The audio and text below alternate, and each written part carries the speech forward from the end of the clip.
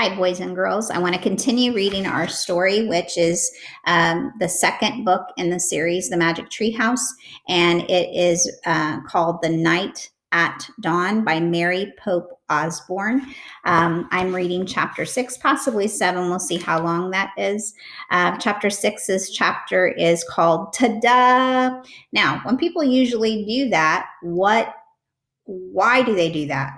Okay, usually it's because they've done something special and they want someone to see what great job that they have done.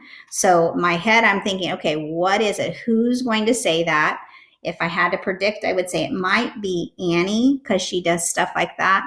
And what do I think is going to happen? Because at the end of the last chapter, someone grabbed them, right? And so I think that makes me worried about what might happen to them now that they have been kind of captured or taken. So let's see what happens because I'm worried, are they going to get home? And so I can predict, do I think that they're going to get home? What do I think is going to happen? So chapter 6, ta-da! In the torchlight, Jack saw 3 huge men standing over him. One with very squinty eyes held the torch. One with a very red face held Jack, and one with a very long mustache held on to Annie. Annie was kicking and yelling. "Stop," said the one with a very long mustache. "Who art thou?" So remember it says, "Who are you?" said the one with a very red face. "Spies, foreigners, Egyptians, Romans, Persians," said the squinty-eyed one. "No, you dummies," said Annie. "Oh, brother," Jack muttered. "Arrest them," said Redface. "The dungeon," said Squinty Eyes. The guards marched Jack and Annie out of the armory. Jack looked back frantically. Where was his backpack? Because his backpack's important, right? It has the book in it, it has his notebook in it, and it has the book at home. So those things are in the backpack. "Go," said a guard, giving him a push. Jack went. Down they marched, down the long, dark hallway. Squinty, Annie, Mustache, Jack, and Red. Down a narrow, winding staircase. Jack heard Annie shouting at the guards, "Dummies, meanies, we didn't do anything." The guards laughed. They didn't take her seriously at all. At the bottom of the stairs was a big iron door with a bar across it. Squinty pushed the bar off the door, then he shoved at the door. It creaked open. Jack and Annie were pushed into a cold, clammy room. The fiery torch lit the dungeon. There were chains hanging from the filthy walls. Water dripped from the ceiling, making puddles on the stone floor. It was the creepiest place Jack had ever seen. So if I say a dungeon, do you know what that means? Okay. In the olden days, when there were castles, it would have been kind of like the basement, but it wouldn't have been like a nice place at all.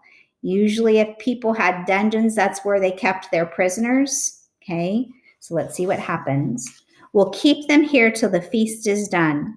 Then turn them over to the Duke," said Squinty. "He knows how to take care of thieves." "There will be a hanging tomorrow," said Mustache. "If the rats don't get them first," said Red. They all laughed. Jack saw that Annie had his backpack. She was quietly unzipping it. "Come on, let's chain the 2 of them," said Squinty. The guards started toward them, Annie whipping her flashlight out of the pack. "Ta-da!" she yelled. The guards froze. They stared at the shiny flashlight in her hand. Now, why would they be staring at her? Because of this flashlight? Why? Would they have seen anything like this before? No, it would have been something from a different time, so they don't even know what that is. Annie switched the light on. The guards gasped in fear. They jumped back against the wall because they wouldn't have understood what that was. They wouldn't have understood where it came from. Okay. Squinty dropped the torch. It fell into a dirty puddle on the floor, sputtered, and went out. My magic wand, Annie said, waving the flashlight. Get down or I'll wipe you out. Jack's mouth dropped open. Annie fiercely pointed her light at one, then the other. Each howled and covered his face. Down, all of you, get down, shouted Annie. One by one, the guards lay down on the wet floor. Jack couldn't believe it. Come on, Annie said to him. Let's go. Jack looked at the open doorway. He looked at the guards quaking on the ground. So they're shaking because they're afraid. Hurry, said Annie. In one quick leap, Jack followed her out of the terrible dungeon. Okay, so here's a picture.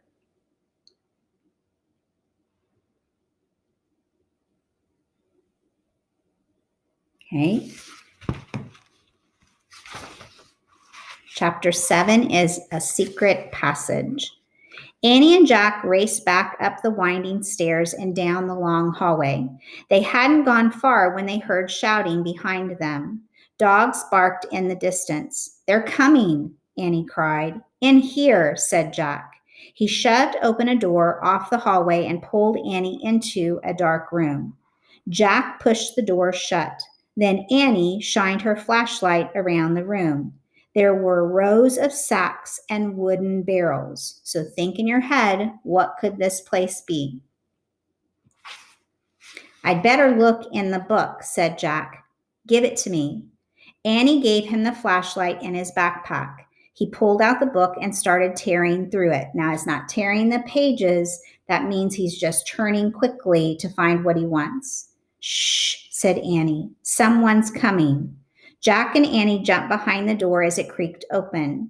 Jack held his breath. A light from a torch danced wildly over the sacks and barrels. The light disappeared and the door slammed shut. Oh, man, whispered Jack. We have to hurry. They might come back. His hands were trembling as he flipped through the pages of the castle book. Here's a map of the castle, he said. Look, this must be the room we're in. It's a storeroom. Jack studied the room in the book. There are sacks of flour, and barrels of wine. Who cares? We have to go, said Annie, before they come back. No, look, said Jack, and he pointed at the map. Here's a trap door, he read aloud. This door leads from the storeroom through a secret passage to a precipice over the moat. What's a precipice? Said Annie. I don't know. We'll find out, said Jack. But first, we have to find the door. So I want you to predict, based on this, what do you think a precipice might be? Okay, so then we're going to read on to see if we can figure it out. Jack looked at the picture carefully, then he shined the flashlight around the room. The floor of the room was made up of stones. The trapdoor in the picture was 5 stones away from the door to the hall. Jack shined the light on the floor and counted the stones. 1, 2, 3, 4, 5. He stamped on the 5th stone. It was loose. He put the flashlight on the floor. He worked his fingers under the thin sheet of stone and tried to lift it. Help, Jack said. Annie came over and helped him lift the stone square out of its place. Underneath was a small wooden door. Jack and Annie tugged on the rope handle of the door. The door fell open with a thunk.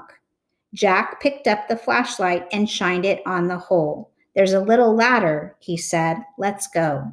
He clipped on the flashlight and felt his way down the small ladder. Annie followed.